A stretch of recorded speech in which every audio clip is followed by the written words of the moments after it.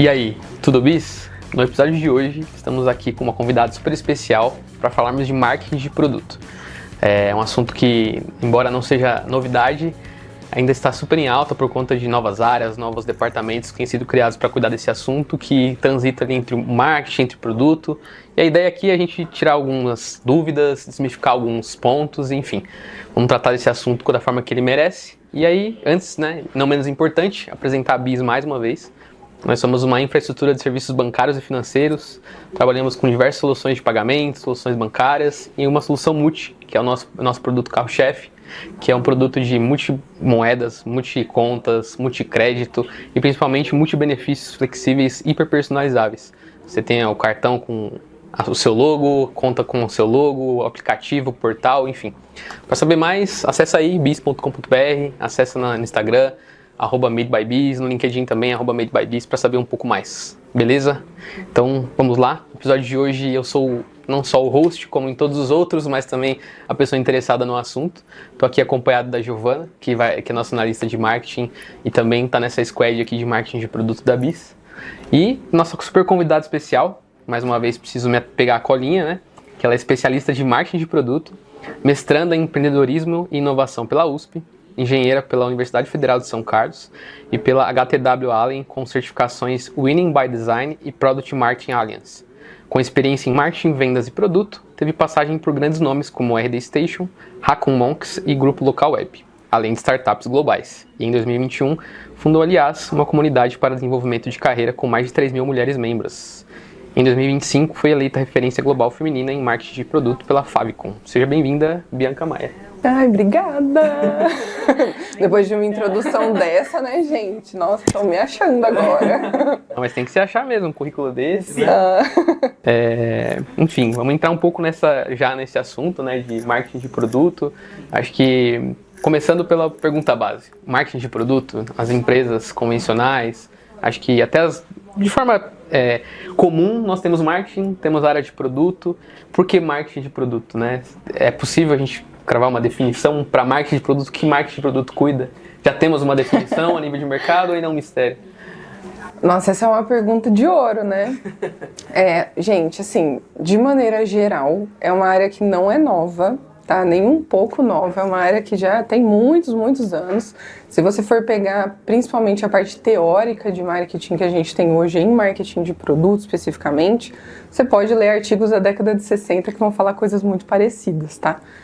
Mas hoje nas estruturas das empresas, principalmente empresas de tecnologia, você tem um cenário em que se precisou de um especialista, que fosse um especialista generalista, diferente do marketing que a gente busca a pessoa que é muito boa de e-mail marketing, uma pessoa que é muito boa de SEO.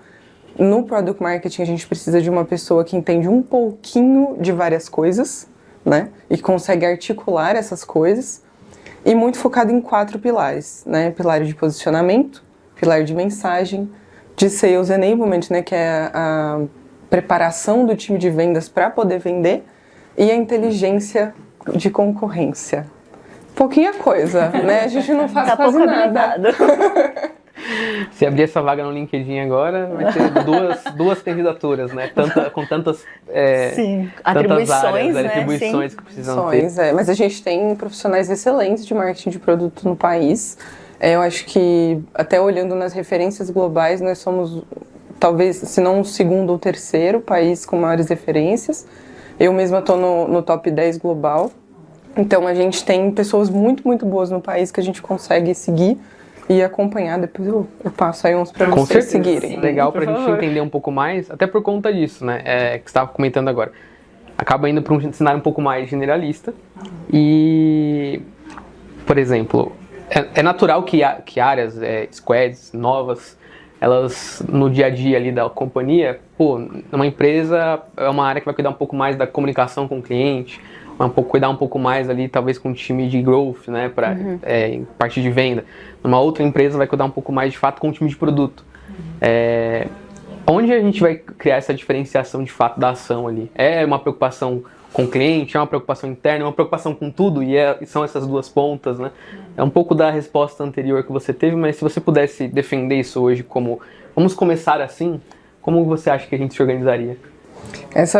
Eu tenho o péssimo hábito de responder tudo com depende. Depende muito do tamanho da empresa, do nível de tecnologia que você tem disponível para os seus profissionais. O que eu digo sempre é você analisar um quadrante.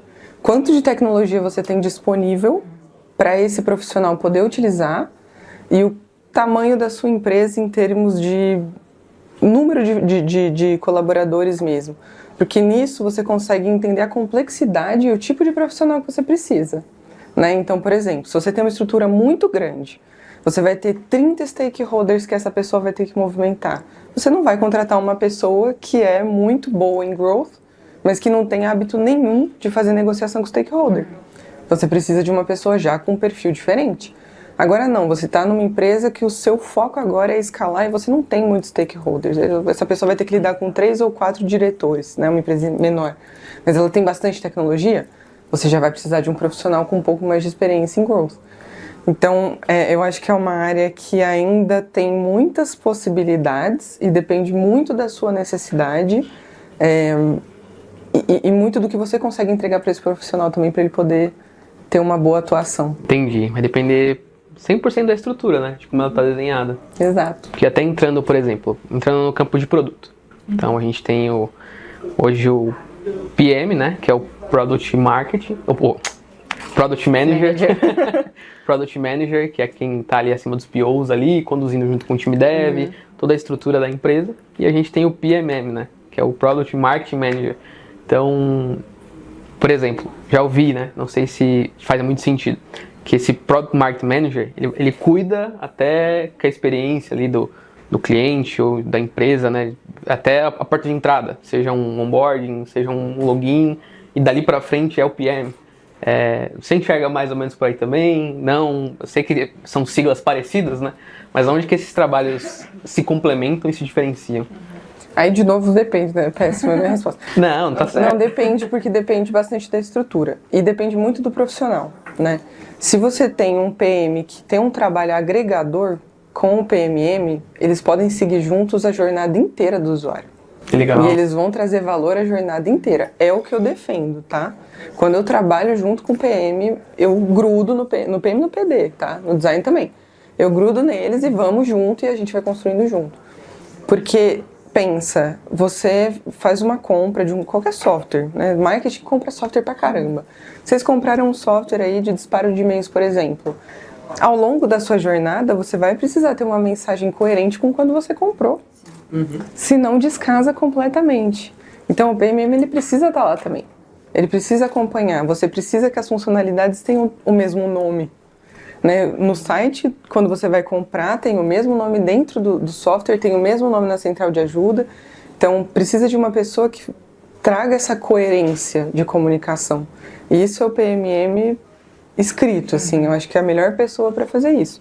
O PM pode fazer, já vi muitos casos que o PM faz isso, mas eu acho que até tira um pouco do foco. Que é o foco de priorização de roadmap. Eu acho que é uma pessoa que ela é tão importante para outras coisas e que ela pode perder o foco dela se ela ficar com esse olhar de PMM. De novo, depende do tamanho da estrutura. Se você tem um time muito pequenininho de produto, aí você vai ter uma pessoa que faz um pouco de tudo, né? Como, né, founder de uma empresa pequena faz um pouco de tudo também. Mas quando você começa a ganhar estrutura, começa a ganhar corpo, aí você precisa de pessoas especializadas para fazer cada uma dessas etapas, tá? E esses cargos mais se complementam do que se convergem, né? No caso, tipo PM e PMM. Eu acho que produto, de maneira geral, ninguém trabalha sozinho. O designer depende do PM, o PM depende do desenvolvedor, o desenvolvedor depende, sabe? É um grande trabalho em conjunto. E aí vem um ponto já de característica que é muito importante para o PMM, que é ser uma pessoa de trabalho em equipe. Né? Não tem como ser uma pessoa individualista. Sim, e é muito importante, você falou essa parte de não só todo esse ciclo ali, né, o life cycle ali do produto, mas esse envolvimento com todas as áreas, porque esse contato, essa relação é muito importante, né? Que dicas que você dá, não aqui, porque aqui não acontece, né, nas outras empresas, para estreitar essa relação mesmo, de muitas vezes fica essa sensação de bola dividida, né? Ou assim, ah não, isso aqui não é nessa área, isso aqui não é em marketing, em produto, isso aqui não é em produto, é em marketing. Como que você, dica ou até mesmo vivência que você dá pra contornar essas situações e, peraí, estamos todos juntos, não é áreas divididas, né? No fim das contas é a empresa por um propósito. Eu acho que é legal você fazer um desenho do que um faz e o que o outro não faz, sabe assim? O que um faz e o que o outro faz. Eu gosto de sempre fazer esse desenho logo que eu entro em alguma empresa que não tem a área de marketing de produto ainda, para definir, olha, marketing geralmente foca nisso aqui, product marketing trabalha isso aqui. Onde que é a área cinza? Onde que a gente trabalha junto? Então fazer esse desenho documentado, tá? Não é tipo assim, conversei com você e ficou...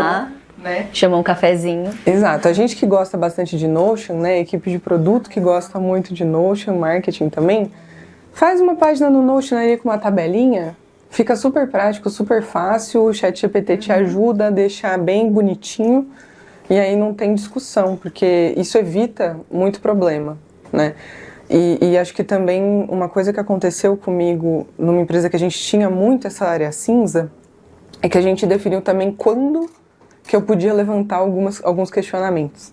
Né? A gente trabalhava ali com o Double Diamond, né? Que é o duplo diamante, a metodologia de desenvolvimento de produto, e a gente acordou que toda vez que a gente fosse abrir ideia, eu podia entrar com os questionamentos de marketing de produto. Quando a gente fosse priorizar, aí eu deixava por conta do PM. Então isso também foi um processo legal, mas na base da conversa, na humildade também, né? Não é porque você é um especialista na sua área que você não pode ouvir o outro. E eu acho que um ponto que me ajuda muito é sempre ter uma curiosidade sobre as pessoas. Então, geralmente, eu acabo virando amiga. Até passo um pouco do limite, às vezes, né? Mas eu geralmente viro amiga mesmo do PM, do PD. A gente troca muito sobre a vida, porque a gente vai ficar... Sim, às vezes mais tempo junto, né? Do que com a própria família, né? Então a gente também gosta de criar bastante esse hábito. E acho que a última dica, que eu falei várias, né? Mas a última dica é você saber um pouquinho de cada área. Então, por exemplo, se eu vou conversar com um product designer, eu tenho que entender o que é carga cognitiva. Eu não vou chegar para ele e falar, esse botão vai ficar melhor rosa porque eu gosto. Não, a gente vai reduzir carga cognitiva se a gente usar a cor tal, se usar o botão tal. Então eu tenho esse conhecimento. PM também, eu vou falar com o PM, se eu não souber a metodologia ágil, sim, ele vai olhar para mim, se eu não souber o que é uma matriz de priorização, ele vai olhar para mim e falar, nossa, essa pessoa não sabe nada, não vou nem ligar para o que ela acha. Então acho que também ter essas mínimas noções, que me ajudou já com dev também, tá? Eu tive devs que eu sentei junto para fazer códigos de SQL e eu falava, faz assim, faz assim. E aí eles foram ganhando, sabe assim, eu fui ganhando respeito deles também. Eu acho que esse ponto é importante também. Sim, e querendo ou não, são times distintos, né? Porque, falando de um cenário geral, o Product Marketing vai ter esse contato com o produto, o time de produto, ou o time dev, que é uma linguagem. Aí tem o contato com o time de sales, de vendas ali, que é outra linguagem, né? Tem que ter um cuidado ali de... Sim. Se em produto a comunicação é ali, preciso falar, preciso deixar tudo nos mínimos detalhes, no comercial você vai ter que falar como, para não entregar demais e falar, então já vou vender, eu posso colocar no pitch de vendas, eu posso colocar na apresentação, e aí o próprio marketing, né? Porque daí tem as estratégias ali, a depender das empresas, de como é que isso vai ao mercado, como é que isso vai, então, super importante, né? É uma área, como você falou, não nova, de quanto descrição, né, ali, quanto função, mas agora, com as funções estabelecidas de agora, muito importante, né, para o negócio, né, muito estratégico. Eu acredito que sim, sempre movimentou ponteiro. Eu acho que é a área que olha muito para impacto. Você sempre vai pensar no impacto do seu trabalho, né? Eu sou uma pessoa que até em reunião, às vezes eu estou numa reunião e fico pensando, quanto que essa reunião está custando? Será que vale a pena estar nessa reunião? Será que esse custo dessa reunião vale a pena? Então acho que é muito essa visão de impacto e colado em founder, principalmente startup. Não tem como você não estar colado. Falando em ponteiro, como metrificar? Essa vez... Milionária agora. Já vou anotar aqui. Vai já. Longe. De novo, depende. Qual que é o seu produto? Como que você vende? É um SaaS? Então, o que vai contar mais para a empresa? Eu acho que é muito esse olhar do que vai dar mais impacto. O meu foco é sempre olhar para a meta da empresa. legal, a gente pode metrificar, por exemplo, número de perdas e número de ganhos de contratos com base numa comunicação melhor. Eu acho que isso é muito legal. A gente pode olhar para LTV, pode olhar para CAC, né? Redução de CAC também é uma coisa que a gente movimenta bastante. Adoção de produto. Tem muita coisa que a gente pode mover ponteiro, mas para mim é para onde que a empresa está olhando. O que é resultado para o CEO. Esse é o resultado que eu vou entregar, sabe? Então é muito... Eu acho que é um olhar bem estratégico mesmo. Pelo que você está me dizendo, praticamente você é a conexão do CEO com outras áreas da empresa. Então, nessa estrutura de startup, geralmente sim, né? Eu não digo a conexão, porque é uma pessoa que tem conexão com todo mundo, mas assim, é muito um braço direito, né? Nessas empresas menores. Agora, em empresas maiores, com uma estrutura maior, aí você já vai ter um cenário um pouco diferente. Mas eu sempre gosto de olhar para o ponteiro da empresa. Mesmo que eu esteja numa empresa grande, eu olho para o ponteiro da empresa. Tipo, como que eu movimento aquele ponteiro lá. Legal. Falando um pouco dentro dessa área, acho que de tecnologia e startups, que é o que está mais próximo da gente, que é o que você falou, depende, né? Porque eu estou olhando pelo prisma, estou enviesado, né? Falando um pouco dessa área, startup, tecnologia, tem alguma dica, não só para empresa, mas para profissionais? Acho que é uma realidade do Brasil, muitas startups, muitas empresas de tecnologia estão implantando essa área agora, estão entendendo a importância dela. Tem algum curso, dica, que tipo, você por onde como, começar também. Por onde começar também, você como uma profissional que já tem muita experiência, para ser especialista na área, que dica que você daria, ou que tipo de visão que você traria para essa empresa ou essa pessoa? Tem muitos cursos no mercado, inclusive tem meu curso, tá? Tem muitos cursos no mercado que são excelentes. No Brasil a gente tem profissionais excelentes que fazem esses cursos, então a gente tem muito case nacional que é explicado nesses cursos nacionais. Acho muito válido. Eu gosto muito dos cursos internacionais porque geralmente eles estão um pouquinho na nossa frente, né? Principalmente o Reino Unido tem uma força muito grande em marketing de produto, Estados Unidos nem se fala. Então eu gosto sempre de olhar para fora para entender, porque geralmente a tendência que está lá vai daqui um ano chega aqui, 2 anos chega aqui. Então eu gosto muito de me antecipar nesse sentido. Livros 1000, né? Tem muito livro, tem livro nacional, tem livro internacional. A minha autora favorita, que é a favorita acho que de quase todos os PMMs, é a April Dunford, que ela fala bastante sobre posicionamento B2B em tech, que é muito o que eu trabalhei. Então, acho que a visão dela é muito interessante. Ela tem newsletter, tem os livros dela. Mas eu acho que aproveitar o que a gente já tem de conceito no Brasil. Tem tantos produtores de conteúdo nacionais que já estão falando sobre isso, que você pode seguir no LinkedIn, que é aquela coisa um pouco mais leve, né? Às vezes tem newsletter, tem várias newsletters nacionais sobre PMM. A gente tem muitas comunidades, então tem elas que lançam, Fala aí PMM, Product Marketing Brasil, que tem muito conteúdo, tem muita pesquisa, né, sobre até níveis de salários da área, quais são as maiores dores dos PMMs no Brasil. Então tem muito conhecimento sendo feito que pode ser um pouquinho mais leve do que fazer um curso. Eu sou meio contra você fazer um curso sem você botar o pezinho um pouquinho antes. Entendi. Bota o pezinho um pouco, entende onde que tá a dor, porque às vezes você vai fazer um curso sobre posicionamento e sua dor é sales enablement. E aí, a hora que você vai conversar com venda, você tá lá muito, bonito o posicionamento e tal. Só que tem um problema ali. E o vendedor fala, cara, eu não preciso disso, eu quero uma apresentação comercial melhor, sabe? Então, eu daria um passinho primeiro, entendo minha dor, e aí sim eu busco conhecimento. Legal. Até para também ter um conhecimento aplicado, tem algum case de alguma empresa ou algum projeto que você indicaria para dar uma olhada? Tem vários. Quer citar uns 2, 3 para a gente ter uma...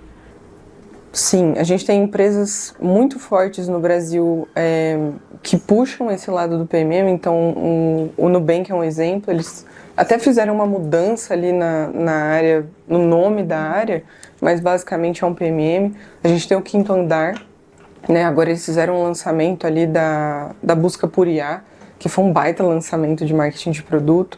Então é um case super legal de acompanhar também. Eles fizeram até evento, foi super interessante.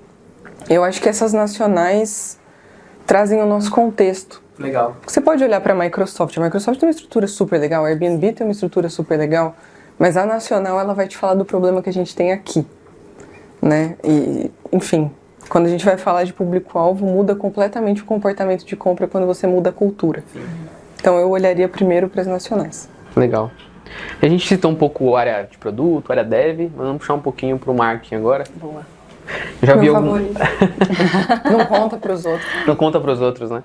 Eu já vi algumas discussões a respeito, por exemplo, de narrativa, storytelling, que estão muito mais atrelados a branding. Mas, por exemplo, uma coisa é você contar e narrar ali a história da marca, um propósito, uma campanha. Outra coisa é você criar essa linha narrativa para um produto, né? Então, até para que as pessoas também desmistifiquem isso, não estão cruzando as linhas, né? Não, como que seria essa linha do marketing dentro do marketing de produto, de fato, né?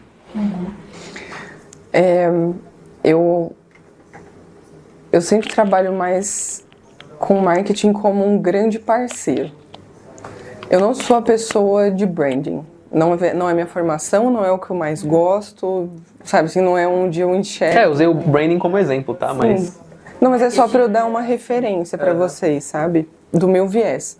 O meu viés, ele é muito mais do mundo de growth, muito mais do mundo de produto.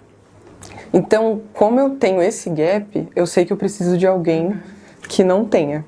Então, para mim, marketing, principalmente se tiver uma pessoa de branding que tem muita experiência, para mim é o mundo ideal. No meu caso, né? A gente tem outros tipos de PMM, que são pessoas que têm mais foco em branding, né? A gente até citei o Quinto Andar, eles têm pessoas excelentes em branding, que vieram de branding também. Então, depende do PME, mas eu acho que é esse trabalho muito em conjunto, bem parecido com o que a gente falou de PM, né? É uma pessoa que precisa estar junto com você. Você não está jogando contra, você está jogando muito a favor, muito junto. E, de novo, tem aquela coisa do desenhar. Até onde vou eu, até onde vai você, e onde que é a nossa área cinza, como que a gente trabalha melhor junto. Você gosta de receber áudio meu, você quer falar comigo no Slack, você quer fazer reunião todo dia, como que funciona melhor?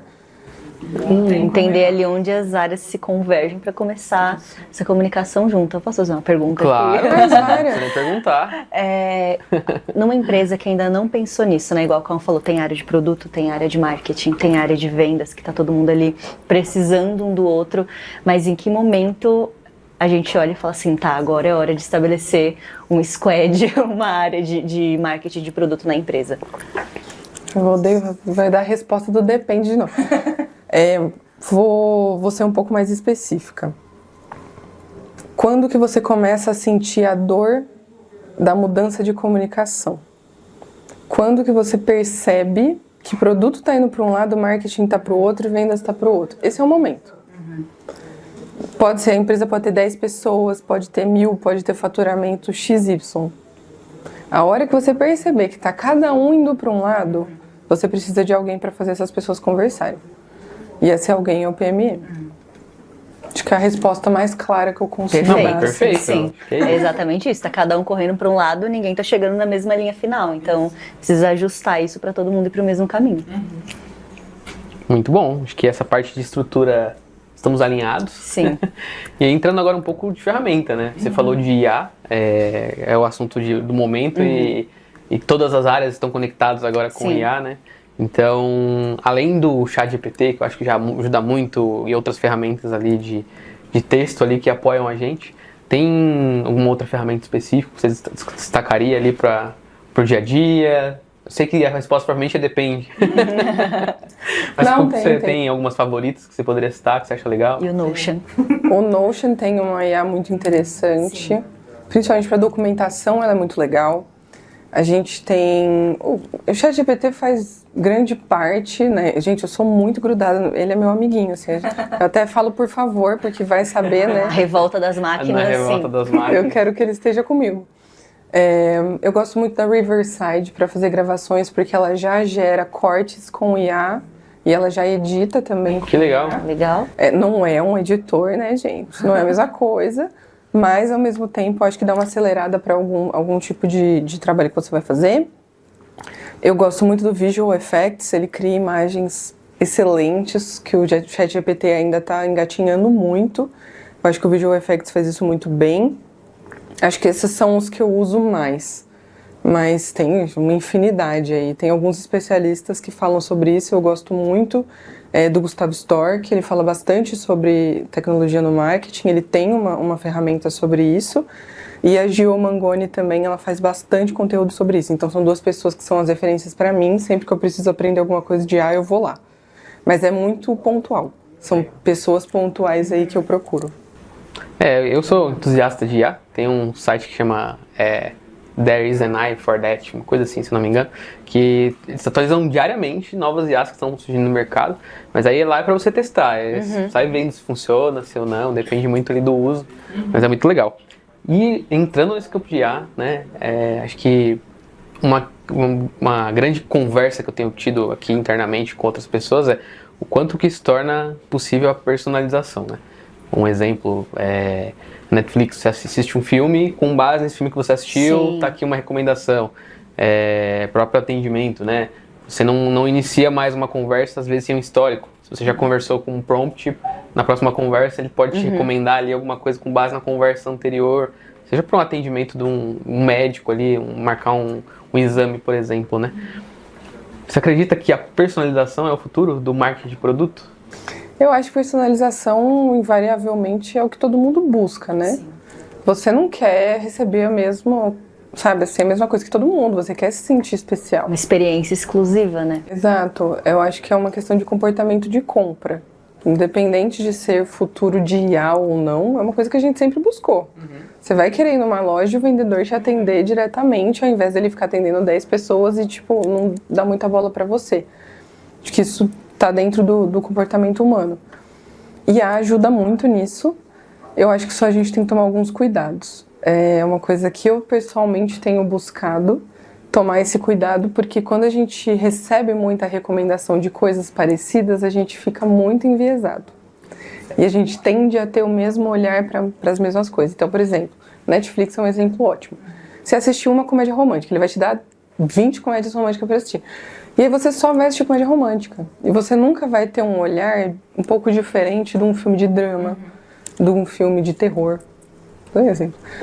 Né? Então eu tenho feito isso na minha vida. O que eu tenho mudado? Eu tenho buscado bastante conteúdo analógico. E eu acho que isso também é uma tendência bem forte de Gen Z, né? Geração Z. Eles têm ido muito para essa lógica do analógico para ter experiências um pouco diferentes do que eles teriam com a recomendação da personalização. Então, acho que também entender esse comportamento. Eu vou personalizar sempre para a mesma coisa? Ou essa pessoa às vezes quer ver uma coisa diferente? A gente também tem que ter esse... Você acaba ficando dentro da bolha, né? Sempre. Eu me senti um pouco agora que eu tenho uma vitrola e uma câmera em Instax. Então, buscando essa experiência analógica. Mas é bem isso mesmo, assim. Faz a gente sair um pouco dessa bolha de receber sempre mais do mesmo. Uma referência muito clara disso é o algoritmo do TikTok, que sempre entrega mais pra você do que você busca, e o conteúdo vai ficando cada vez mais refinado e você acaba não saindo dessa rede social porque ela dá exatamente o que você quer e você não procura outras coisas, novos mundos, novas coisas, você não vê nada de novo. Então é realmente isso, esse esforço que a gente tem que fazer hoje em dia pra sair da nossa bolha, pra sair da nossa caixa e ver o mundo lá fora, as coisas diferentes. Eu acho que um aplicativo que faz isso bem é o Spotify. Que ele traz as descobertas. Descobertas da semana. E aí você sempre acha coisa que você não chutaria ali, né? Eu gosto bastante de escutar músicas de bandas bem desconhecidas, assim, pra eu ver coisa diferente. Então é legal. E acho que buscar essas experiências analógicas, né? Compra um jornal e vai ler. Você vai ver que tem uns 20 assuntos que você nem sabia que tava em alta. Qual que é o melhor dadinho de tapioca de São Paulo, sei lá. É isso. E é legal, porque depois você vai lá comer, sabe? Então... buscar esse tipo de experiência é interessante. Muito bom. Do Mocotó, podem ir lá. O assunto vai para outro lugar. Hashtag publi aqui. Não, nem é publi, só porque é gostoso. A gente vai almoçar lá depois. E acho que um outro ponto também nessa personalização não só esse perigo que a gente estava comentando também, mas como escalar a personalização. Porque uma coisa é você, de repente, ali num target, num público específico, você consegue atender uma demanda, ou ali através mesmo de um chatbot, respostas rápidas, né? Mas como que escala isso? Como que deixa isso de forma viável? Porque é o que você falou, a gente já detectou um problema. Então, eu envieso o público, né? Eu vou ver o seu conteúdo do Instagram, do TikTok, provavelmente totalmente diferente do meu, né? Como escalar isso de uma maneira que seja saudável, seja, enfim, viável para a empresa? Eu acho que isso tem áreas muito interessantes de ciência de dados que já estão sendo... Tem pautas muito interessantes sobre esse tema. Para mim é dados, né? Se você não tem dado, e eu não digo só dado quantitativo, tá? Porque no marketing a gente ficou muito, agora eu só vou olhar meu CPC. Eu só vou olhar meu CAC. Sim. Você já conversou com o seu cliente? Pesquisas qualitativas ali também, né? Senta com o time de vendas e escuta. Escuta o que a pessoa está falando. Às vezes ela vai te falar um negócio e você fala, putz, nunca pensei nisso. Não tem dado quantitativo nenhum que vai me dar isso. E é o que ela quer. É o que, 30% dos nossos clientes querem. Então, dado quantitativo, dado qualitativo, isso não é novo. Isso é pesquisa de marketing, isso é década de 60, de novo. Então, e que a gente está tendo que recuperar agora. Eu li um post esses dias que era muito interessante, que falava sobre os engenheiros dominaram o marketing por um tempo e agora a gente está entendendo que isso foi bom por alguns aspectos, mas ruim por outros. Também. Né? Sim, da Guta, né? Exato, muito bom. Ela é ótima. E eu sou engenheira, eu sei o que ela está querendo dizer. Né? A gente entra muito naquele, não, vou olhar só quantitativo. Não, quali é muito importante também. E para você fazer essa personalização, se você não tiver quali, você vai ficar sempre no mesmo viés, né, que a gente estava falando agora. Sim. Em muitas empresas, essa pesquisa qualitativa e quantitativa agora estão próximas ali do UX UI, do UX Researcher, né? Não falamos um pouco dessa área ainda, né? Como está próximo dessas pessoas? Como que esse Product Marketing, de fato, constrói essa relação com PDs, UX e UIs? Eu acho que esse ponto da pesquisa já é um ponto super importante. E o UX UI vai olhar para a pesquisa de uma maneira muito diferente do Product Marketing, né? O UX UI ele vai olhar para a experiência na interface. Então, como que eu faço a experiência da interface ser melhor para essa pessoa utilizar? Isso é um olhar. Marketing de produto não está olhando para isso. Ele está olhando qual que é o problema que essa pessoa quer resolver. Como que ela compra, onde que ela compra, o que ela usava antes da minha solução, que não necessariamente é meu concorrente. Já pararam para pensar nisso? Porque às vezes a pessoa, por exemplo, né, tem um produto lá que faz um tipo de automação. E aí você está olhando para todos os outros produtos que fazem esse tipo de automação. Mas na verdade o seu cliente ele usa uma planilha. Sim. E você concorre com a planilha dele, você não concorre com a outra ferramenta que faz a mesma coisa que você. Como que você entende isso? Isso não é totalmente diferente do UX UI. Acho que são dois olhares diferentes e complementares. Então eu gosto de fazer entrevista junto. Eu tenho as minhas perguntas, o PD tem as perguntas dele e a gente vai construindo isso em conjunto. Ser parceiro na construção, não falar, Sim. Faz as perguntas lá e me manda, eu vou... Não, tem que Não, falar. isso daí não... Não rola. Falando um pouco dessa parte que você comentou de identificação, né? Acho que também tem uma diferenciação, por exemplo, quando a gente fala de ICP, persona, público-alvo, o marketing de produto vai olhar por outro viés também? Olha para tudo isso, mas eu gosto muito daquele exemplo, tem um meme na internet que tem o Ozzy Osbourne e o Ray Charles, e ele compara os dois ali em termos de falar, olha, a persona nem sempre funciona, porque a gente tem um hábito ruim, eu acho que isso é muito claro no mercado nacional, de criar um produto por persona. E a gente esquece que o produto é para resolver um problema ou para satisfazer uma necessidade. Aí que está o pulo do gato. Aí que geralmente marketing de produto olha muito diferente de marketing tradicional. Legal, é importante ter uma persona, eu gosto, é bom, desenha lá, coloca a fotinha do banco de imagens, isso ajuda. Mas você sentou com essa pessoa para perguntar para que ela está usando o seu produto? Para que ela quer o seu produto? Por que seu produto pode ser interessante para ela? Eu vi mesmo ela, né? Tem um exemplo muito interessante do McDonald's, que foi quando eles lançaram o milkshake nos Estados Unidos. E aí eles achavam que era uma sobremesa. E aí um especialista ficou lá avaliando o que as pessoas estavam fazendo com o milkshake. E ele descobriu que na verdade era um café da manhã. Que todo mundo consumia no café da manhã, porque era algo que mantinha a pessoa cheia, né, até o almoço, e a pessoa podia tomar no trânsito. Isso é completamente diferente na hora de você fazer o marketing, muda completamente. Esse tipo de análise no marketing de produto a gente chama de jobs to be done, que são os trabalhos que essa pessoa vai fazer com o seu produto ou solução. Isso para mim é o grande diferencial aí de quando você tem ICP e persona. Sim, porque quando você fala, por exemplo, persona, tem o perigo da gente fazer essa clusterização, né? Então é o jovem, 33 anos, que mora em X lugar, que pratica tal esporte, etc. Aí você fala, beleza, então vamos fazer para ele. Mas aí não, então temos que trabalhar personalização. Sim. Mas também tem os perigos da personalização. É um trabalho quase incansável, assim, né? Tem que estar o tempo em todo mensurando e testando. O que deu certo continua, o que deu errado você remove. Você diria que seria mais ou menos por aí a tática? Sim. O que eu faço, eu até ignoro um pouco essa parte de persona, eu vou direto para jobs to be done, como eu falei, né? O que essa pessoa quer resolver. E eu vou muito para benefício. Qual que é o benefício funcional que ela vai ganhar, qual que é o benefício emocional que ela vai ganhar e qual que é o benefício social. Então, vou dar o exemplo aí do iPhone, né? Que é o mais fácil. Qual que é o benefício funcional? Pô, consigo fazer tudo da minha vida dentro dele. Qual que é o benefício emocional? Me sinto seguro. Porque eu sei que é um produto de qualidade e que se eu precisar ele não vai me deixar na mão. Qual que é o benefício emocional? O benefício social. Eu me sinto parte de um grupo. Você percebe como isso é diferente de olhar para a persona? Porque nós somos personas diferentes. Sim. E nós três podemos ter interesse nesse produto, sim. Nesse produto. Quando você coloca dentro dessa caixa da persona, você acaba podendo perder outro público, né? Porque eu tô fazendo alguma coisa só para essa pessoa, mas tem mais pessoas que utilizam o mesmo produto, têm a mesma dor, a mesma necessidade. Quer ver uma coisa que persona funciona? Fralda. Os bebês, eles usam, o benefício é deles, mas quem compra é a mãe e o pai.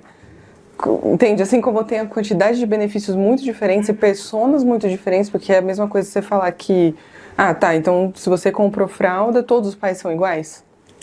Não. O que eles enxergam de benefício pode ser igual. Mas as personas são completamente diferentes e todo mundo compra fralda. Sim.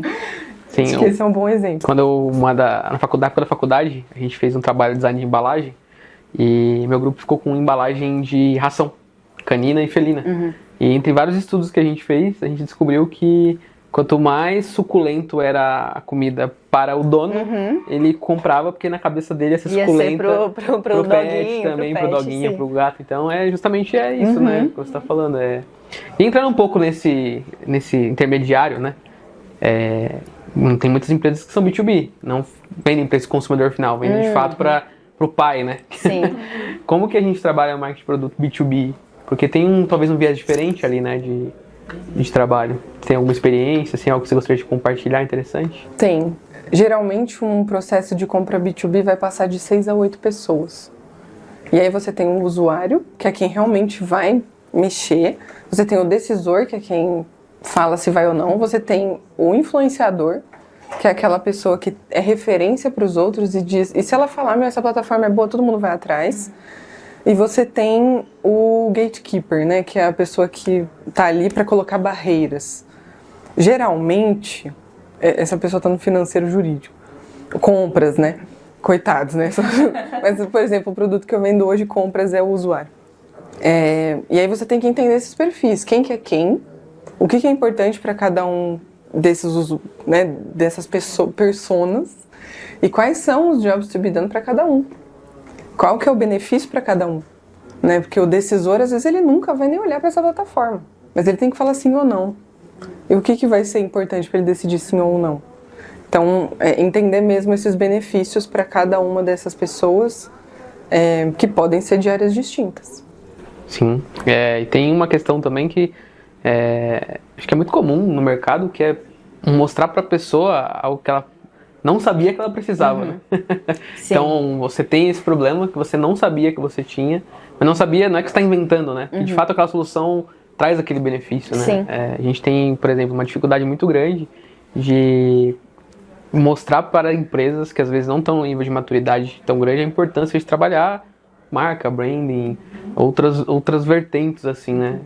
Acho que o marketing de produto também trabalha um pouco para contra essas objeções, né? Sim. Encontrar as objeções e saber qual que é o tipo de material educacional que marketing vai ter que fazer para conseguir levantar essas pessoas, né? Porque Sim, educar, né, as necessidades. É uma questão nacional, cultural. Que aí você não vai encontrar tanto em outros países. Mas, por exemplo, no Brasil a gente tem um número muito grande de empresas sendo abertas todos os dias e morrendo, pelo menos metade delas morrendo em 2 anos. Então, quando você vai entender os porquês dessa mortalidade, geralmente é falta de educação empreendedora. E vocês estão fazendo um trabalho tão importante nesse sentido, sabe, que precisa ser mostrado. Vocês não estão lá só para vender um produto, vocês estão lá para fazer os empreendedores brasileiros terem mais noção do quanto marca é importante. Sim. Sim. Sabe? Reforçar as próprias marcas, né? Exato. Sim. Você tem bastante experiência internacional.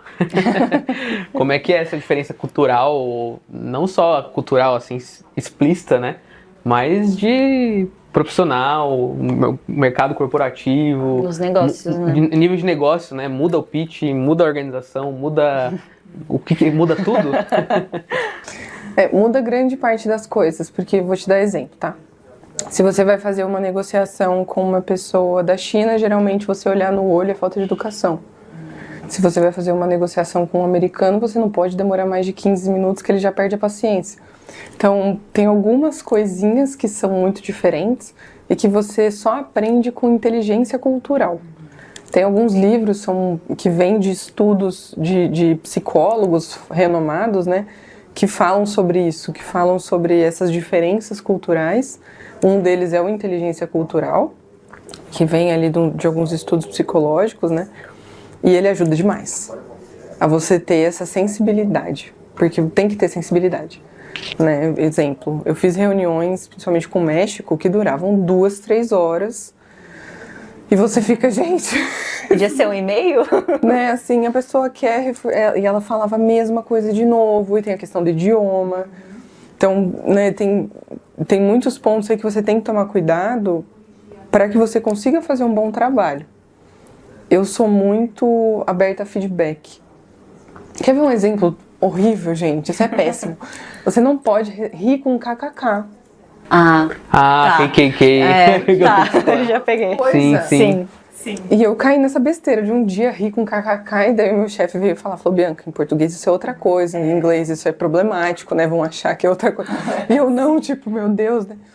Tem que tomar muito cuidado com essas coisas. Então, eu acho que a gente fica mais autoconsciente, você fica meio inseguro, mas ao mesmo tempo tá aberto a feedback. Ouvir, falar, putz, realmente fiz besteira, me desculpa, na minha cultura isso não é um problema. Exemplo, a gente atrasa pra caramba no Brasil, é normal, é esperado. Se você não atrasar, é a pessoa meio estranha. Geralmente a gente atrasa. Isso não é bem visto nos Estados Unidos, por exemplo. São uma baita de uma falta de educação. Na Alemanha. Então, acho que esse tipo de sensibilidade a gente tem que construir. Então, muda bastante coisa. Mas, do ponto de vista estratégico de marketing, que é entenda seu público, entenda qual que é o problema dele, qual que é o benefício que você traz, segue a mesma coisa. Legal. Você comentou do Reino Unido, né, que tem um destaque. Você acha que hoje, questão de maturidade ali, área, enfim, organização, eles são a principal referência de marketing de produto? Teriam outras? Quantos anos, assim, se a gente pudesse, numa regra imaginativa, estão à nossa frente? Assim, os Estados Unidos é sempre uma referência para a tecnologia, né? Eles têm uma cultura nacional que te leva a buscar inovação, né? Eu trabalhei numa internacionalização uma vez, que a gente conversou com a Câmara de Miami, e eles tinham uma empresa de marketing da prefeitura de Miami, que cuidava de todas as empresas, né, que estavam entrando, e eles ajudavam a gente a entender como fazer o marketing da sua empresa. Então, é muito diferente. Você não vai ver uma agência de marketing na prefeitura, estranho, né, pra gente. Inovador até, assim. Né? É estranho. Então, eles têm um perfil cultural nacional que leva para isso. A Inglaterra, eles têm um perfil educacional muito forte, né? Eles têm referências educacionais para o mundo todo e também tem essa referência educacional muito forte. Então, a Product Marketing Alliance, ela é britânica. Você vai ver vários britânicos, né? Agora a gente tem a productmarketers.com, que também é britânica. Então, a gente tem... Eles são bons em institucionalizar a educação. Sim. Sabe? Isso é muito forte na Inglaterra. Se você for viajar para lá, você vai ver que até o lado cultural deles é muito bem estruturado. Você vai visitar um ponto turístico na Inglaterra, uma estrutura, às vezes o negócio nem é tão legal. Mas tem uma baita estrutura, né? Então, acho que nisso eles são referentes. Ainda nesse âmbito de negócio, qual que é a diferença cultural que você acha que o Brasil está ganhando, está à frente, talvez, de uma experiência com o consumidor mais próxima? Tem algum fator, assim, de negócio que você acha que a gente está à frente? Eu acho que a gente tem uma vantagem que a gente gosta de conversar, né? E você vai conseguir conversar com o seu cliente e ele vai querer conversar com você. Ele vai querer te ouvir, ele vai querer dar o pitaco dele. Vai ser verdade? Não necessariamente. Porque a gente tem aí tem uma questão cultural, né? No Brasil a gente tem uma questão cultural de, às vezes, suavizar algumas coisas para não falar exatamente... Sim, aquele eufemismo, assim, sim. Porque pode ser mal educado, mal interpretado. Isso você não vai ver em outras culturas como nos Estados Unidos. É papum, né? Sim. Não atrapalhe meu tempo. Mas tem esse lado mais pessoal que a gente consegue trabalhar, um lado mais emocional. A gente tem uma população que compra muito as coisas. Então, o próprio Oscar, a gente está engajadíssimo. Super engajado. A gente tem um engajamento bizarro nas redes sociais. A gente tem um engajamento bizarro em WhatsApp. Né? Você só vai ver países com o mesmo nível de uso de WhatsApp, por exemplo, nos Emirados Árabes Unidos, tipo, no Dubai. Né? Você não vai ver Estados Unidos usando WhatsApp nesse nível. Então a gente tem essa coisa de comunidade que é muito importante. E tem uma fala da Fernanda Torres que eu achei muito interessante sobre cultura, que é: a gente está ilhado pelo nosso idioma. Sim. A gente é uma potência cultural e as pessoas não sabem da gente porque a gente fala português. Então, assim, quanto mais a gente conseguir produzir coisas para fora também, em termos científicos, em termos educacionais, em termos de marketing, mais a gente vai mostrar o quanto que a gente tem de potencial aqui dentro. Então, viajei um pouco. Mas é verdade. Você falou isso da gente gostar de conversar e tudo mais, até uma facilidade que eu estava lendo um pouco sobre isso. Em outros países, inclusive até já recebi isso, as pesquisas de mercado costumam ser pagas. Então, já utilizei, enfim, softwares, plataformas que falam assim: olha, responde essa pesquisa aqui sobre o nosso produto e a gente te dá $50 para você usar na Amazon, por exemplo. Aqui a galera é tão predisposta a responder sobre o seu produto, a falar as dores, as queixas, as qualidades, tudo que ele quiser falar, que você às vezes não precisa nem pagar por essa pesquisa, porque a galera já é predisposta a fazer isso, sabe? Já gosta de conversar, gosta de dar feedback, então já é uma coisa mais natural. Lá fora talvez pode ter um pouco desse esforço a mais, assim, para tentar entrar em contato com o cliente. Um ponto de atenção é a questão de que nós somos um país muito grande, com muita diversidade, inclusive cultural. Sim, dentro do próprio país, sim. Então, você não vai negociar da mesma forma com o carioca que você negocia com o paulistano, com o mineiro, com o gaúcho. Então, também tem que ter essa sensibilidade, né, de com quem que eu tô falando, né? Vender ar-condicionado no Nordeste é diferente de vender ar-condicionado no Sul. Então, ter essa sensibilidade é importante também. Sim. E às vezes, agora falando da sensibilidade do produto, complicado, né? O país tão grande, aí você tem às vezes um produto ali que tem essa... A gente tá falando de personalização. Então tem alguma personalização que você quer... preciso curar essa dor, trabalhar esse problema aqui. E aí entra naquele... Vi até um meme que você postou esses dias. Meu cliente é todo mundo, né? É de 18 a 65 anos. Homens e mulheres de 18 a 65 anos, né? Parece um assunto meio old school, né? Já falamos tanto disso, mas é importante sempre lembrar, né? Seu cliente não é todo mundo. A partir do momento que você definiu que você quer trabalhar uma dor, né? Como é que você precisa focar em continuar por aquele caminho, né? Total. E é muito legal esse meme que você comentou, porque o comentário sempre vem muita gente falando, se a pessoa vende água. Não é a mesma coisa você vender água no centro de São Paulo, você vender água na praia em João Pessoa. Exatamente. É completamente diferente. Até porque tem a água Voz, tem a água Smart Water. Sim. Isso é muito São Paulo. Isso é muito São Paulo. Se você tá em João Pessoa, vai ser água de coco. Sim. Né? A sua concorrência é água de coco. Então tem que ter esse cuidado de com o que eu tô concorrendo, o que eu tô vendendo, qual que é o benefício. De novo, voltando nesse ponto. E a pessoa que tem alergia a algum tipo de água? É verdade, né? Nossa, eu nunca É pensar nisso. estranho, mas é verdade. Tem pessoas que têm alergia a alguns tipos de água.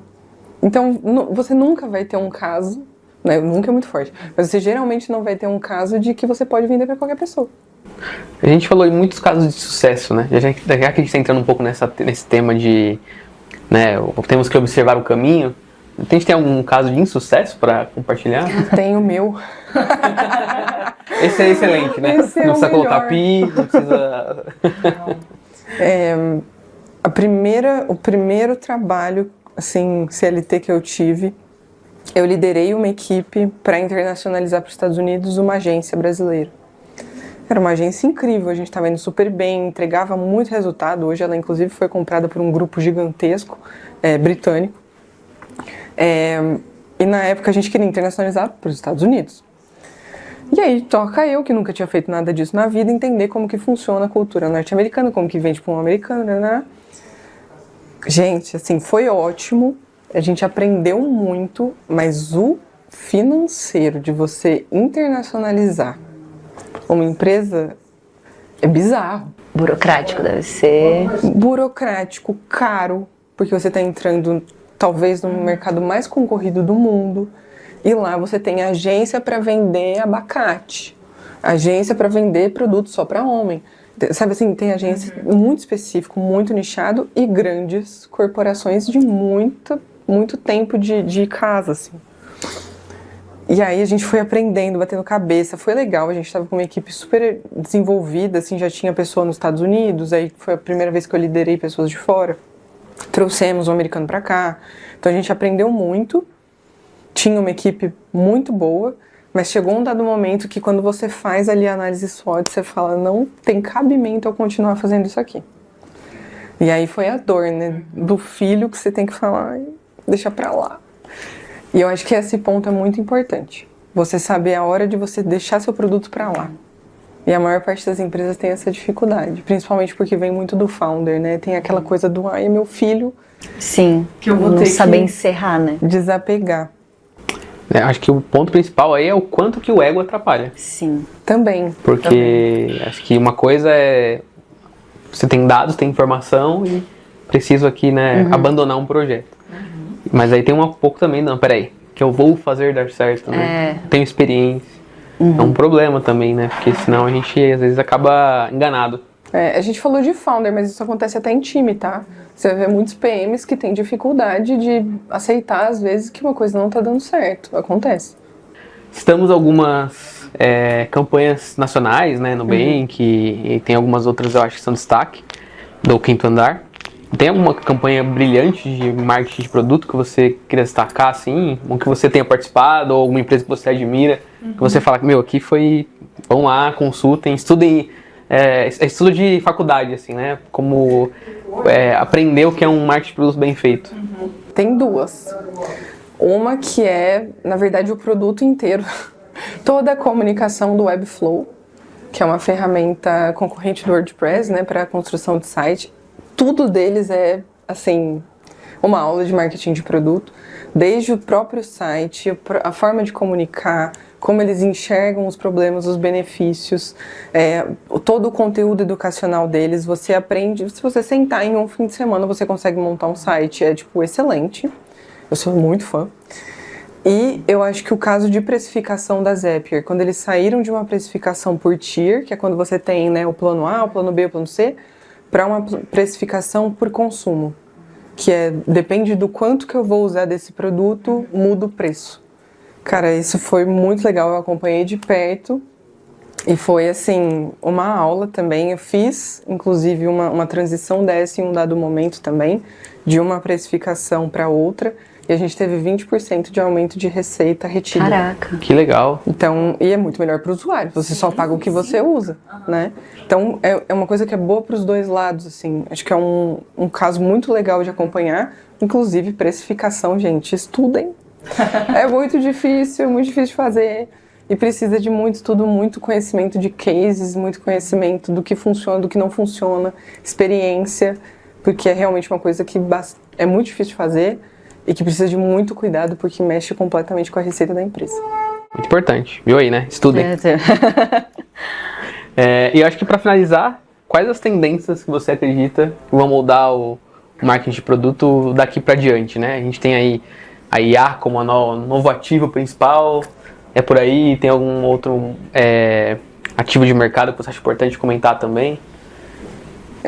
Eu acho que o marketing como um todo está indo nessa direção de um pouco mais de pragmatismo vindo do público, de um público que olha mais... Tá, peraí, deixa eu entender se você realmente está me dando esse valor que você me disse que você vai entregar. Então, acho que a gente tem que cuidar muito com isso. Tem a questão de personalização, de tecnologia, que a gente não pode ficar de fora, você tem que estar por dentro. Mas eu acho que a gente está num momento muito parecido com ciência de dados. Todo mundo quer fazer Big Data, todo mundo quer fazer ciência de dados, mas às vezes você não tem nem a base. Se você for conversar com a maior parte das empresas e perguntar qual que é o benefício funcional, emocional e social do seu produto, a pessoa vai falar, né? Eu cuidaria primeiro com isso. Podemos fazer tendências? Muito legal, né? A BIC fez ali uma aula de... outro case legal. Fizeram uma aula ali na campanha deles de reescrever os livros de Shakespeare com a BIC, com a ajuda de uma IA. A Piracanjuba, né, tá colocando ali nas embalagens as imagens de pessoas que estão desaparecidas. Então, tem casos muito legais de como você usar IA, sim. Mas a gente tem que olhar um pouquinho mais para a base. Tem que olhar um pouquinho mais para a base. Importante, que a base é tudo, né? A gente fica sempre pensando no passo à frente, mas em qual estrutura que você está suportado para dar esse passo à frente. Sim. Se você olhar todas essas campanhas geniais, são básicas. Sim. A BIC não mudou o design, é o mesmo design, a mesma caneta. Mesma caneta desde sempre, né? E você compra, ela é boa, sabe? É a mesma coisa da Piracanjuba, você vai vender leite, tipo... Como você vai colocar IA vendendo leite? Eles conseguiram fazer. Conseguiu inovar vendendo leite, realmente. Muito bom. Bianca, obrigado pela participação. Obrigada, Bianca. A gente tem Amamos. A gente tem um brinde pra você, que aqui ela vai trazer aqui, um mimo. Pra agradecer essa sua presença. Muito bom trocar esse papo. Seja muito bem-vinda aqui ao nosso podcast. Ai, gente. Eu sou muito cafeteira. Já tinha uma prensa francesa? Não. Então, olha, era que faltava. Amanhã você já vai fazer um café diferente. Obrigada, gente. Obrigada mesmo. Obrigada a você. Adoramos o papo. E obrigado pela participação, gente. Fiquem ligados. Em breve mais episódios. Valeu.